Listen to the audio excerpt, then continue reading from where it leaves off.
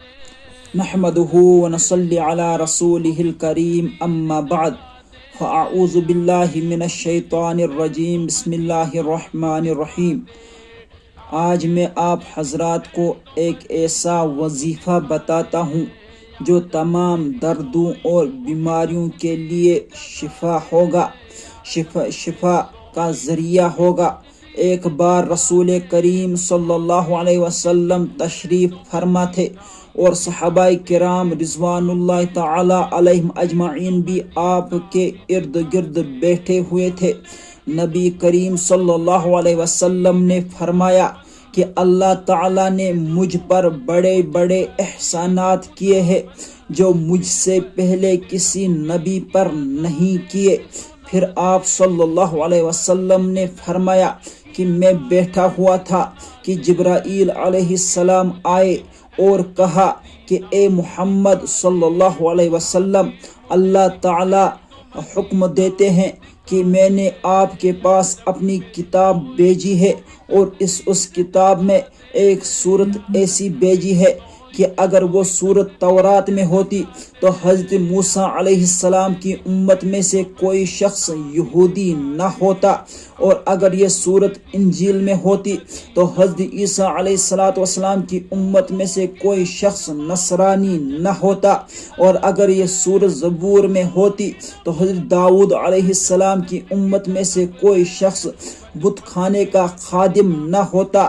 یہ صورت میں نے قرآن میں اس لیے اتاری ہے کہ آپ کے امتی اس صورت کی تلاوت کی برکت سے قیامت کے روز دوزخ کے عذاب سے اور قیامت کی ہولناکیوں سے بچ جائے۔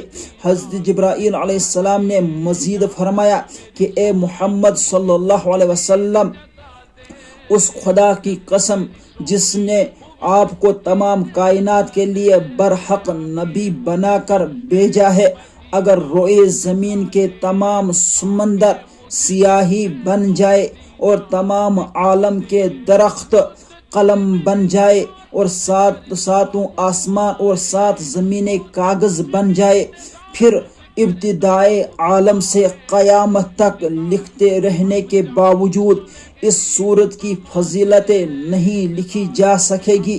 یہ سورۃ الفاتحہ ہے۔ سورۃ الفاتحہ تمام دردوں اور بیماریوں کے لیے شفا ہے۔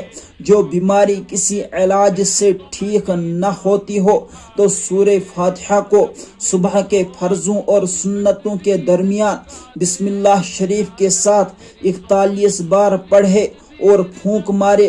اللہ تعالیٰ اس صورت کی برکت سے شفا بخشیں گے، مریض صحت مند ہو جائے گا۔ یہ سورۃ الفاتحہ ہے۔ محترم بزرگوں، آپ بھی اس وظیفے کو کریے اور جو بیمار ہو اس پر دم کرے اور اللہ تعالیٰ آپ کو بھی شفا بخشے گا اور اس مریض کو بھی شفا بخشے گا۔ وآخر دعوانا ان الحمد للہ رب العالمین۔